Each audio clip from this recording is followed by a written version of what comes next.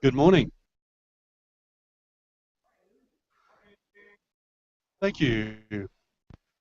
All right, everybody, welcome to the metrics meeting for the month of May. I'm Eric today, so I will be your host. Before we get going, a couple of quick pieces of business.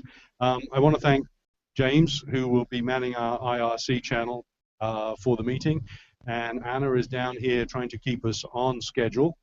We started, I think, right at the top of the hour, which is great, and thank you all for coming.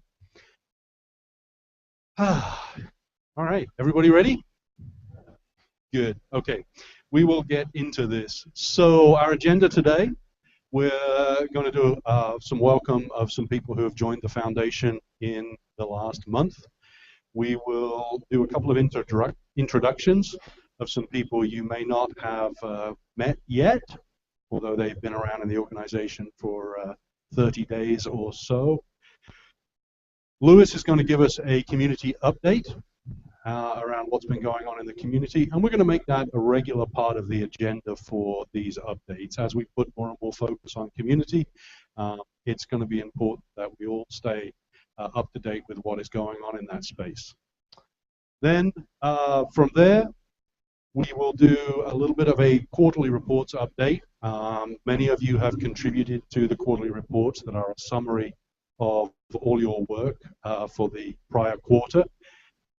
We had a little bit of a format change this month, this quarter, so we want to share back with you some of those results. And then we'll open the floor up for discussions and questions.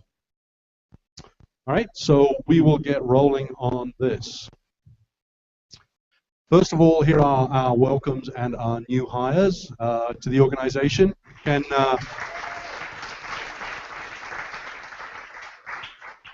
everybody that's on the list, if you can raise your hand so we kind of can see you.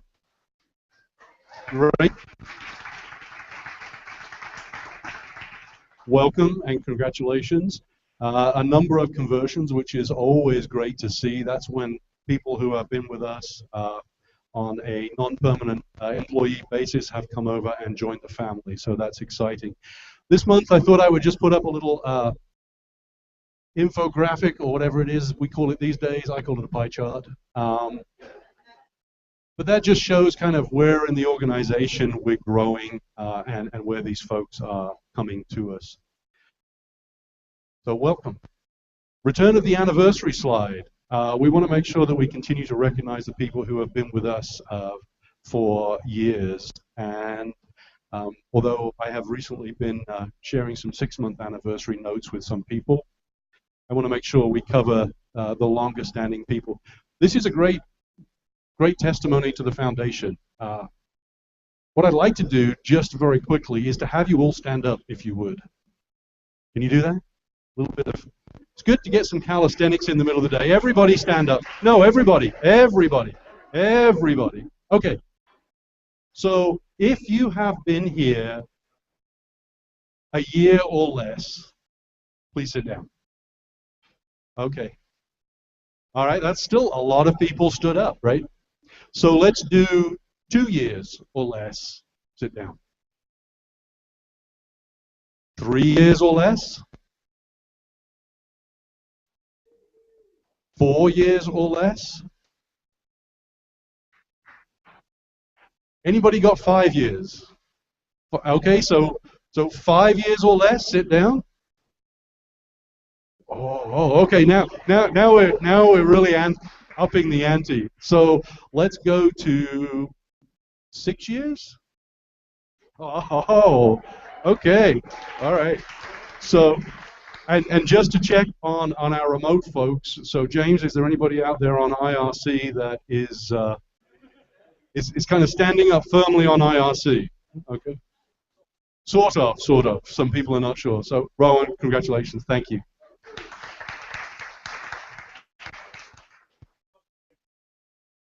Tim's asleep? Yeah. Oh, my goodness. So, yes. Does anybody know actually who the longest standing member of our organization is? Brian? It is Brian. Right. Okay. anniversaries and introductions. Now we're going to actually introduce a couple of folks to you. This comes by way of Wes Moran and Karosh, who joined our organization about 35 days ago, so we missed the last metrics meeting. But I wanted to give them an opportunity to get introduced to you, and so we are actually going to cut over to Wes. Wes is on the East Coast, and he's going to come to us live here in just a second. All right, Wes, can you hear us? Yep, I can hear you. Can you hear me? Good, absolutely. So take the floor. All right. First of all, I just want to say I'm really excited to be here. The last 30 days have been intense and fabulous. Lots of change, but being the person who probably stood up the least amount of time in that room, it's been good change. Mostly what I've been focused on since I've started here is just basically working with a great group of guys on the team for search and discovery. We've been focused purely on building out our team at this point, both the team and the processes to really make it all work and make it come together. And the good thing about that is that we're also hiring. So anyone who's interested in machine learning, relevancy, data analysis, language engineers, front-end engineers, we'll be having a number of job posts coming out over the next few months. So I highly encourage you to join our team. The next 6 months, what we're primarily going to be doing is learning about our users and really understanding the flows and the pathways around search at this point, both throughout Wiki and then throughout the wider world, and how that will relate to us. At the hackathon, we'll be having a roundtable where we're going to have an opportunity to discuss some of the things initially that we found, but we're going to have a more formal thing at Wikimania later on that we'll have a formal presentation around some of the things that we've discovered and then our plans around what we're going to actually do. We wanted to get a really good foundation before we decided to list out a whole bunch of features that we wanted to try to attack. So, I mean, that's primarily what I've been doing for the last 30 days. As we kind of grow into this, there's going to be plenty of opportunity to do prototyping and other opportunities to showcase some of our work. And we want to try to do that both in San Francisco and bring people in for that, as well as going out to other regions all over the world to bring that sort of visibility to the users themselves and get direct feedback that way. So as far as joining Wiki, I really came here. I missed open source environments. I missed an open community. This was a good opportunity to get back into that, and really I wanted to try to create really simple and elegant interfaces around really complex and beautiful data. So with that, thank you. I look forward to working with all of you, and I've had a good time so far. I am open to questions. I think Terry, you said to open the floor a little bit here. If that's okay? Yes, sure, Wes. So if anybody has a quick question for Wes, we have one over on the mic. Anybody? If you do, head over towards the microphone. All right, looks like you get off nice and easily, Wes. I'll be in California next week, so you can certainly get me there, and I'll be in Lyon as well. So look forward to talking to you guys. Excellent. Thank you. Safe travels. Thank you. Okay, we'll go over now to Karosh, and I'll offer the floor to Karosh. Welcome. 35 days. Hi, I'm Karosh. I am the head of partnerships. This is my day 32, I believe. I come from the internet world for a really long time. I've been a business guy. I helped create Yahoo News. Then I did mergers and acquisitions. I did deals like buying Reddit, Wired. And then I tried to find purpose in my life because I was getting very sick of selling sponsored ads, sponsored posts. And this past summer, I actually went to coding school because I didn't know what I was going to do next. But this January, I saw an opening for this gig. I had to apply, and shockingly, I'm here. This is actually my dream job, so I'm psyched to be here. I inherited the Wikipedia Zero team, which is an awesome team.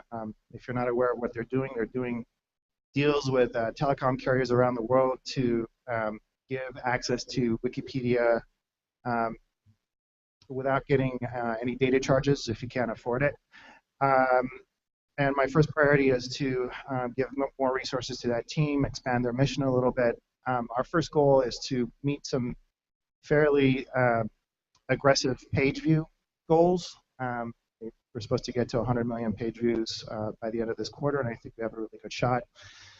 The other types of opportunities that are available to us for partnerships are things like working with global carriers to have the Wikipedia app built into people's phones. When they get a new phone, it'll be installed right there. We have a potential of reaching hundreds of millions of new users through these types of deals. Also, doing the same kind of thing with the folks who make the handsets themselves, so the Nokias, the Samsungs. And closer to home, my job will be to visit folks 40 miles south at places like Apple and Google and convincing them to use us more broadly in their operating systems, either through things like Siri or Maps, or actually baking us in at the operating system level so that you get that app on your phone and you can't delete it, which would allow us to reach really everybody on the planet. So, in short, that's what I do. Glad to be here.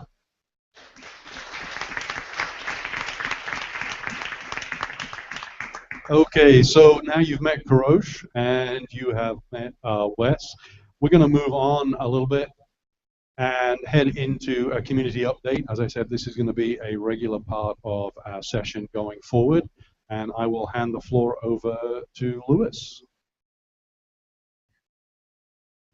Thank you, Terry. So you may be wondering why, well, some of the newest of you may be wondering why we call this the metrics meeting. I had somebody ask that the other day, right? And it used to be that we showed, at the beginning of each one of these meetings, we would show a big graph, right? How many readers, how many editors, and those were the metrics, right? And we got away from that for good reason, because we'd all seen those graphs roughly 1,000 times, and it was often a little unclear what it was that we should be doing to change those numbers. But as we did that, I think we also got a little bit away from remembering some of the broader picture of why we're here, right? And I know, especially for some of us who don't edit, hearing some of these stories can be really useful and really powerful, I think. So we're hoping to introduce with today a regular community update in each metrics meeting.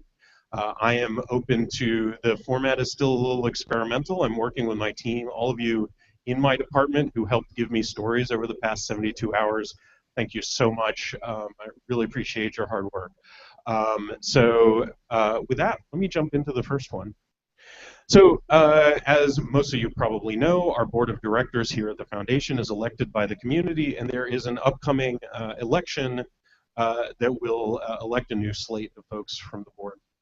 The current board of directors has asked us to push for more global diversity in the candidates.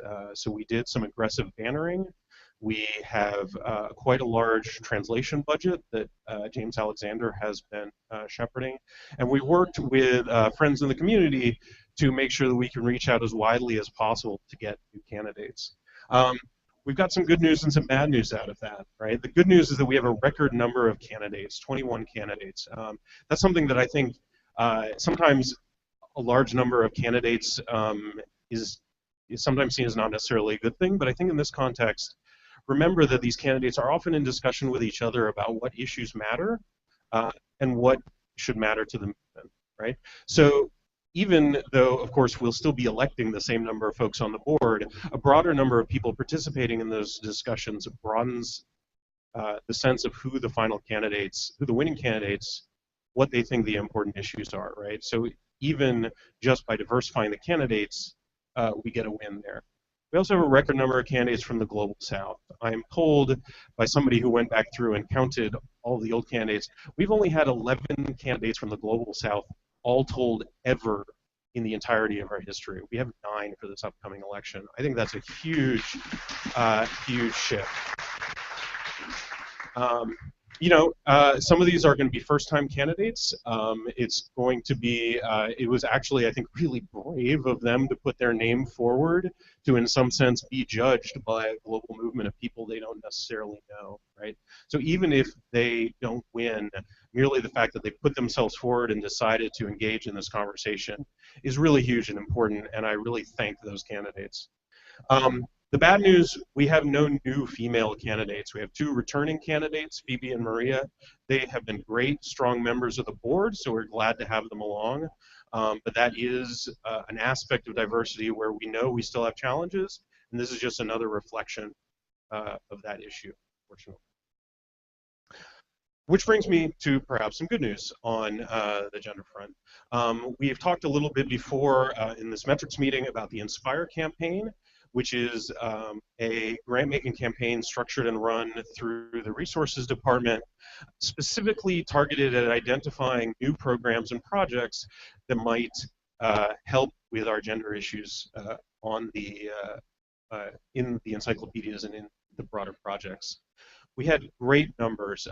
Unfortunately, I forgot to put the targeted numbers, but I think we were aiming at 100 proposals. Is that right, Seiko? We were aiming at 100 ideas. We got 266 ideas from the community. We were aiming, I believe, at 20 that would get thorough review. Is that right?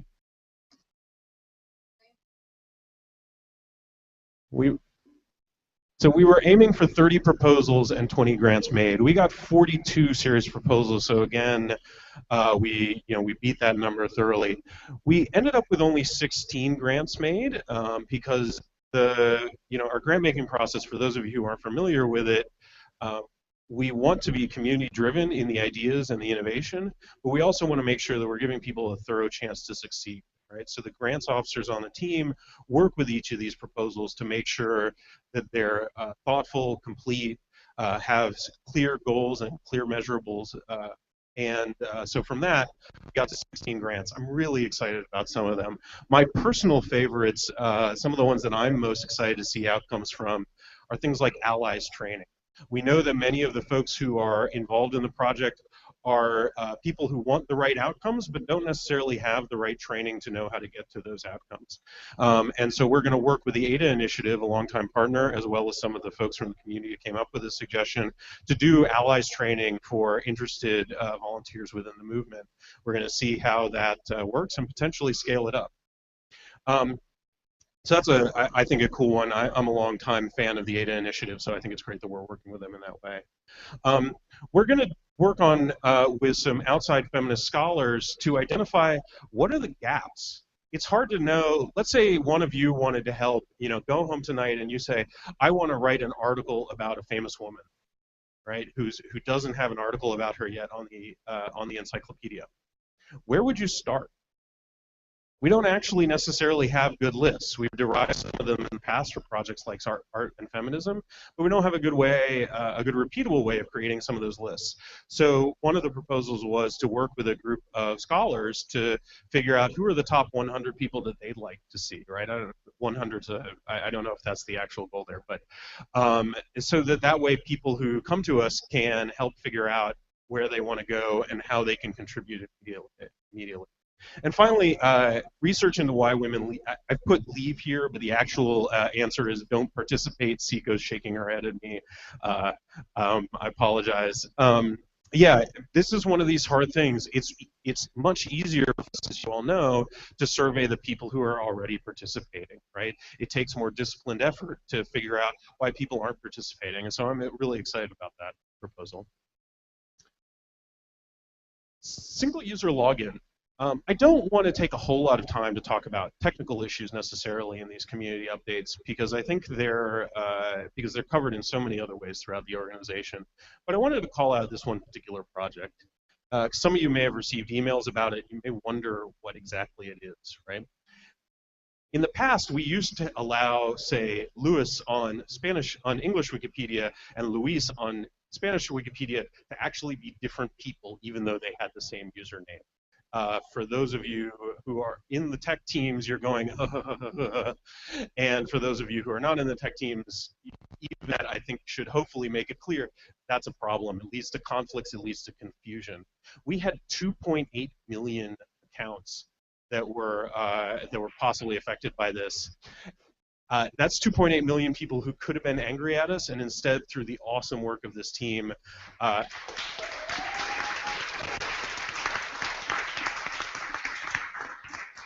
Catherine bet me a beer that there would be problems. She owes me a beer. She owes not just exactly. What for those of you who can't hear on the Hangout, what Catherine just said was, I owe the whole team a beer. And why I wanted to call this out is that, yeah, it's on the record. She owes, and here's the really bad news, or the great news, and why I put this in here, is that this is a great example of us working together with the community. Right, the Keegan PM'd this, and a lot of folks within engineering have done various parts of this over the years. But to get this done required, there were over 10,000 people who requested that their accounts be manually renamed. And Keegan obviously could not have done that all by himself. He'd still be doing it, right? And a huge group of volunteers. This is a thankless, boring task, right? You're mediating between people who are arguing about who should have the name, and then you're sort of doing some manual tweaking of things to get it to happen, right? And these folks took on this thankless task, except they're now getting thanked by Catherine. We'll fill in the details of the Wikimedia party for these folks later. And yeah, and that's the kind of partnership that we should always be thinking about. How do we work to enable and empower folks to work together towards common goals? Because really, I think a lot of people, the reason it worked, the reason folks got involved is because they knew in the long run this is going to pay off for us in a whole lot of ways. For those of you who don't necessarily read Wikimedia L religiously, by the way, Keegan responded to Eric's initial proposal to deal with this. Eric's initial proposal to deal with this was from 2004. So it's worth a read to see some of the changes there. So thanks again to everybody who was involved with that. It's really great.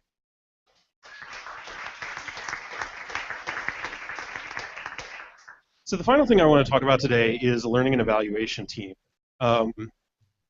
When I joined this department, what seems like a million years ago, but was in fact only 10 weeks ago, this was one of the areas that I didn't really know a whole lot about, right? The learning and evaluate, but they do amazing work, right? This is a We'll get there. And I wanted to, the focus of this team is to help understand, not just help us understand, right, but to help the entire movement understand what is it that works, what is it that doesn't, how do we focus our energy and our time, because all of our time, not just in this building, but in the movement as a whole, is precious, right? And this team's goal is to help us understand, how are we using that time? How do we get the best results of that? And they do amazing work to gather tons of different data sources, process those, and get them into a form that can be helpful. They've just published some recent, they're getting called out this month in particular because they've just published some recent draft reports on some of the biggest projects like Wiki Loves Monuments to try to understand what works, what doesn't, and how can we learn more and grow. They're still in draft. There's been some, shall we say, exciting discussion this weekend about some of what we still have to learn about publishing these, because they're still very much a work in progress. But I think they're awesome. I would urge all of you to go look at them and to take some time to think about, in some sense, the community can be an inspiration to us about how we work with discipline and to make sure we're impactful too. So we're really excited about that. Final note, I want to introduce Rosemary Ryan. Rosemary, stand up.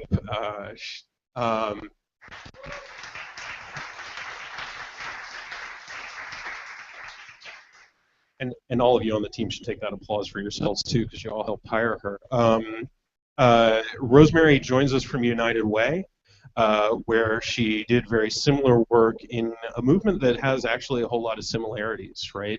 A central organization, but also a whole lot of individual passionate folks around the world who are mission aligned but don't necessarily have some of the same capacity as what's going on in the central organization, right? And so as the new director of learning and evaluation, Rosemary will be helping us build this competency even more within ourselves and help the rest of the movement, well, all of the movement, including ourselves, to move forward and develop this. So I'm really excited to have her join us, and I really, again, I want to thank that team for all the hard work. So I think that's it. I'll be happy to answer Q&A afterwards, or also, again, if you have thoughts on feedback, stories you'd like to hear, things you'd like to know as we move forward with these updates, you know where to find. So thanks, everybody.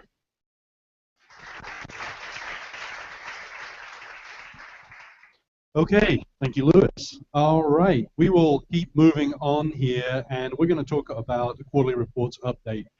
A lot of the folks in this room actually contributed to creating these reports and participated in the sessions where we did the report out. But I just want to take a moment and give you kind of a high-level perspective of our achievements for Q3.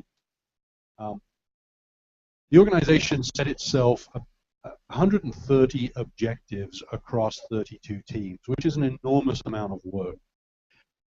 Out of that, we took those goals and we kind of categorized them as either pass or a miss, success or a miss, because we either got all the way to the goal or we didn't. Okay, so we categorized those that 52% of those goals we were successful in, and 48% of them we missed. Now, I want to characterize the misses because that's kind of a pretty broad statement there. If we got 9/10 of the way there, it still ended up in the miss bucket, right? So this was not complete failure. This was a roaring success in many cases. But this sometimes can be construed as not a good picture. The reason that we do that very binary selection is because we really want to get the success. We want to get to what we declared for. And in many cases, we got close, but not quite there. Out of those 132 objectives and those 32 teams, this is what it looked like as an overall kind of picture. Now, this could be taken many ways, and again, I want to characterize it. So in some of these cases, you may see a red goal up there as a miss, but that's because we actually decided to do something different. But the goal still existed. You can also see that some teams got 3 out of 5, and some teams got 2 out of 5 in the success.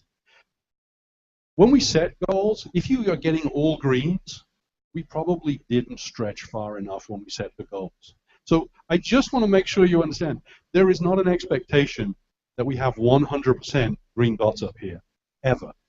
Right? So red is not bad, okay? I just want to make sure everybody's comfortable with that. This represents an enormous amount of work. So I personally want to thank you all for a great quarter. We're going to get better at doing this, but that's how it looks from the high level.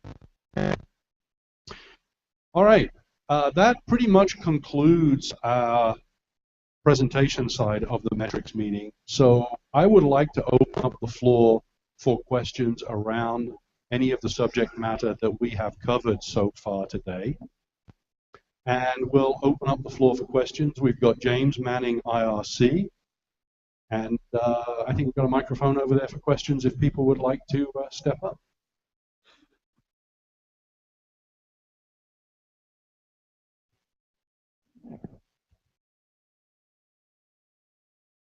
Okay. Don't all rush up at once. Oh. Yeah, I just wanted to take the opportunity to... Adam, if you could speak really close to the mic. These are mics that you have to get really close to. I wanted to take the opportunity... yeah, that's much nicer. To thank Lewis and James Alexander for pointing out the board elections. And, you know, I just wanted to help reinforce how important that is. The board's doing a really great job. And participating in these elections is how we can keep things going really well. I also wanted to call out an issue that I think should be discussed. And yeah, this is the organizational structure of the board. the fact is, over half of the people on the board are actually appointed. Yeah, including a so-called benevolent dictator for life position for Jimmy. And so, yeah, that makes it even more important that we help elect the right people who with strong voices who can help move us forward. I feel like the appointments are always a bit stagnant. And also, another thing that should be noted is that the board gets to decide who is eligible to elect them. So maybe take a careful look at that tool that James Alexander sent out in email. And also, it's worth just taking a look. If you're interested in these things, it's worth taking a look at the bylaws and the articles of incorporation of Wikimedia. And yeah, I would love to have a conversation about that someday. Good, thank you. Hey, so I've got a question from IRC, which is mostly aimed at Wes, but I don't know if other people will answer it, which is, what kind of positions are you hiring for now, and which ones need to be filled as soon as possible? Okay, let's see if we can bring Wes back up. Can we do that, Chip?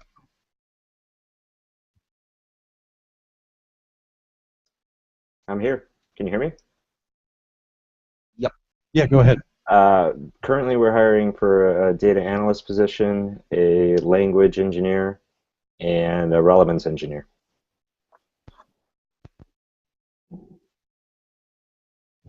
Okay, thank you. So if anybody knows folks that would fit that job description, please contact our recruiting organization and make sure you put in that you entered that resume or you brought that contact, because we do offer a headhunting bonus for internal referrals. So we would welcome that. And if you already know somebody, then you can be our best ambassador for that. And let me jump in to also say we have posted, as some of you may have seen for Wikimedia L, the community tech tools team, sometimes occasionally called the power users team, is also hiring. So those job postings are up there too, and I think that could be a really cool role for some of the right people. So I think we should start Lewis list as you kind of start to look for people. All right, one more question. Yep. So my question is about actually that last piece you just showed with the green and red top. So I think it's a very interesting piece of self-evaluation that I've personally never seen. But I think my question is to you, what do you want us to take away from this? Because I know in community resources, when we look at our different chapters or other organizations, we do kind of do an assessment of goals and look at how they're progressing against them. And I know I hear you when you're saying that we don't expect greens across the board. But is it that we need to do more self-reflection on setting better goals, or that we should have stretch goals? Like I'm a little bit unclear what I take from that part. Okay, back into a goals conversation. I seem to have the deja vu. Last time I stood up here, it was a big goals conversation. What would I like you to take away from that? Self-reflection is just it. We need to think about when we make these decisions, we need to reflect on our goals when we make decisions and make sure that we are staying focused on our goals. And if we're doing things that are not in our goals, we have good conversations to make sure that everybody is comfortable that it's not something that's on our goals. Does that help? A bit, but Okay, keep going. I think more my question is, while the binary success miss is for simplicity, and I get we can't make a judgment on what's partial achievement or whatever, like what is the action I take back? Is it that we need to do better baselining to say we can set achievable, reasonable goals within this time frame, or is it that, like, does that make sense? No, absolutely, it does. It's a great question. So what I would say, the takeaway from this is we need to get more success against our goals so we can do better. I want to make sure everybody understands if we're getting to all greens, we probably shouldn't be getting there because we're not setting enough stretch goals. But we can definitely move more towards success. Does that, am I making sense? Does that help? I think there's a question though of us having the appropriate space to do that baselining and do that self-reflection.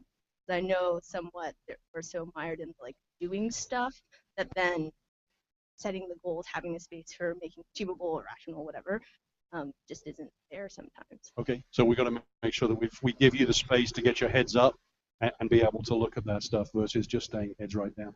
And Kim reminded me that the target is about 75%. Okay, so my takeaway from that, actually, you were asking for yours, my takeaway from that is to go and think about how do we create an environment where you have the time to lift your heads up a little bit and think about the bigger picture of how does what we're doing on a daily basis relate to those goals, correct? Okay, thank you. I will take that.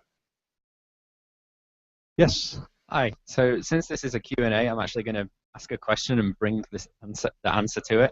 So my question is, so this search and discovery team, they're very new. Who are they and what are they doing? And the answer is, actually, Moise also so happened to stand up. In the office today, like we've got me and Moise. We're in the search and discovery team. If you've got any questions, come and ask us. And there was a question about the search and discovery team just pop up on chat, and that's why I came up here, mentioning how there are no women on the search and discovery team, which is a damn shame. And I feel, and I would even just put out as an idea, maybe how we can incentivize getting women recruits, even more than other folks. I don't know if that's a good idea or not, but we need, especially on the search and discovery team, we need to solve that problem very soon. We have no women on that team.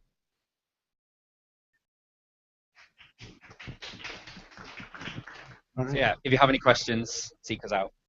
Thank you. I've got a question from IRC that I'm just going to jump in with, which is actually aimed at Lewis, or Lewis's team, which is, are we still restricting grants to prevent them from being things that have impact on WMF engineering? And if not, how does that work? Are we restricting grants to not impact engineering? I might rephrase that so that it actually makes sense. I meant it, sorry. Are we still restricting grants so they're not allowed to have any impact on Wikimedia engineering? Let me let Siko answer that. I'll take that one. Just to sort of clarify the context, in the past we have said that we would not fund something that takes either integration from engineering or development time from engineering, right? So we do not fund, for example, extensions. That has not yet changed. But I think we are open to continuing a conversation with engineering about sort of potential for the future, but at this point, official restrictions have not been adjusted. Yeah, I think that's about right. I do think, look, there have always been some good reasons for that rule, right? It's certainly hard for us as a non-engineering organization to evaluate grants, to evaluate the impact. But I know we've worked with engineering on that before. Yeah, sorry, can I jump in again? I think the reason is not based on sort of inability to evaluate, because we have really partnered with engineering on that, right? The reason is that we actually don't want to sort of set grantees up for failure and disappointment, right? If we can't sort of offer them concretely a clear expectation of what resources they will get in terms of our technical capacity, we simply don't want to fund sort of things that that ultimately we have no control over whether or not they can be pushed out. So I think as engineering sort of grows and as the conversations that we're having across department really start to look at what integration means in different capacities, that's probably an interesting ongoing conversation to have. What we are doing right now, and I do think it's useful to call out in this, is bringing in sort of advisors to projects from different areas of the organization. And I want to call out Erin Halfaker on the technical side of the organization, who has been really working closely with NIEG. And we're seeing some really good outcomes from that and probably a lot of impact. So there's there is a potential model, I would say, for increased integration, and we would welcome that in community resources. Here, here. I'll stop putting my foot in Seago's mouth now. And another question from IRC. I seem to be overpowering. So this is more of a kind of question slash statement to Kurosh, which is that installing apps as first-party or bundled apps in at least some mobile phones means that people are unable to uninstall them. And is this a kind of damage, a potential damage to our reputation? Is that risk worth it?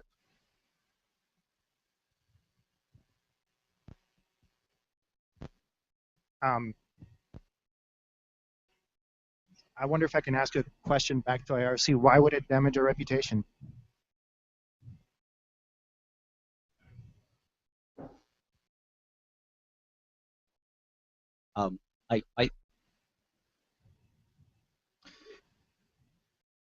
Okay, if it's a deletable app, but it's installed there in the first place, would that be a better solution? Sounds like that. I see a lot of nodding heads here for the folks on IRC. I should also point out that a lot of our potential partners are asking for this from us. It's not that I'm going in there and saying, hey, you guys need to do this. What's happening around the world is that the billions of new people are buying these devices, and this is the first time that they're actually getting on the, quote, internet. And so what a lot of these carriers are trying to do is point out what some of the cool stuff is that you can do with it. And one of the showcases that they universally like is us. And I think that's actually a really powerful thing. I don't think that's something to be wary of. But I've only been here 5 weeks, so I'd love to hear more perspectives about that. To me, it sounds like it's a no-brainer. I see a quote that just says bloatware. It's potentially harmful about that. Yeah, okay, I can see that. If it's deletable, it sounds like it could be a potential solution, right? A lot of head nods. Okay. All right, Toby. So hey, so I just want to say that in the readership team, we're looking forward to working with Kurosh on these various initiatives and figuring out the right thing to do for our users around these issues. So just wanted to get that out there. Hi, I was looking at the reorg, and there's something like, if you take each sort of group of 3 boxes of hires, it's like 84 people. So I'm just wondering, realistically, it's unlikely that we'll get all of those people next year. It's good to shoot for that. But I'm just wondering how that relates to setting quarterly goals when so much of them are dependent on a vast amount of hiring. Great question. I think you have to factor in the hiring speed and when those resources would come online as you set those goals. So whenever we set goals, you have to look at the resourcing. We have an infinite amount of demand and a finite amount of resource. And as you set those goals, it's key to think about, what can I get done? And what do I think is a bit of a stretch with the resources I have? Because setting goals for things that are unachievable is kind of pointless. So does that answer the question? Yeah, I mean, so when we see the goals for the coming year, will they be based on sort of the current headcount or on sort of headcount with plus hiring? Obviously, for something like search and discovery, I mean, some of these teams have, they have big plants and they have very few engineers currently. So if anybody asks me around helping them review goals, one of my first questions will be, is this resourced appropriately? Okay. Thanks. James, any more questions on IRC? We are good? All right, then we will wrap this up. A couple of last pieces of business. I would really welcome your input on some of the topics that you would like to see in this meeting. It is your meeting for you in many respects. I'm up here today kind of providing facilitation.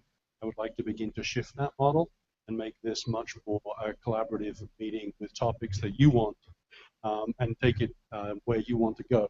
I think for me it's important that we maintain the community aspect of that. But if you have some topics, I think I will try and get a wiki page up to take some input. I don't commit to delivering on all of those requests. We're going to have to sequence them in time. But let me know what it is you want to hear about in these meetings as we move forward. Okay? With that, I will call the meeting to a close. I think lunch is just about ready. So thank you very much for your time. Appreciate it. Thanks.